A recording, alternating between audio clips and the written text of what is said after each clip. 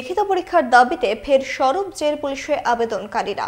বুধবার একদল প্রতিনিধি আইজি প্রিজনের সাথে দেখা করতে গেলে বৈধ অনুমতি না থাকায় পুলিশ তাদের বাধা দেয়।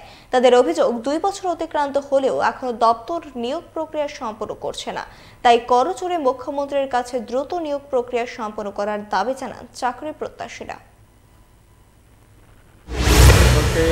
আমরা 2022-এ আমরা জেল ওয়ার্ডেনে আমরা ফিজিক্যাল কোয়ালিফাই করছি।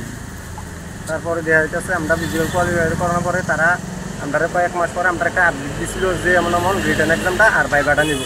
তখন রিটার্ন এক্সামটা ভাইভাটা নিতেছে না, এই কারণে আমরা পরপর 3-4বার আমরা ডিপোর্টেশন অনলাইনে 4বার আমরা ডিপোর্টেশন দিতেছি। তারা এটার মধ্যে কোনো আমরা আপডেট দিতেছে না, কিন্তু এই কারণে কোনো আপডেট না পাইলে আমরা আগামীতে বৃহত্তর আমরা আন্দোলনে নামবো, ঠিক আছে। কিন্তু আমরা ওখানে যে প্রসেসিংটা এটার মধ্যে তারা 1 বছর 2 বছর 3 বছর এরকম করে তারা বছর কি বছর নিতে চাই। আমরা পরের প্রসেসিংগুলো আমরা কীভাবে দিই? পুলিশ ইন্টারভিউ দিয়েছি প্রায় 2022 ডিসেম্বর 31 তারিখ, ঠিক আছে। তারপরে ফিজিক্যাল চেয়েছি ওখানে 1 বছর 8 মাস রানিং চলতেছে, কিন্তু ওখানে কোনো এক্সাম হইতেছে না। প্লাস আমরা এই সাইটটা ডিপুটেশন জমা দিয়েছি, 2টা আছে আর 2টা ব্যাগের ভিতরে সাইটটা ডিপুটেশন জমা দিয়েছি, ওখানে কোনো রেসপন্স আইতেছে না বা ওখানে কোনো কিছু কইতেছে না।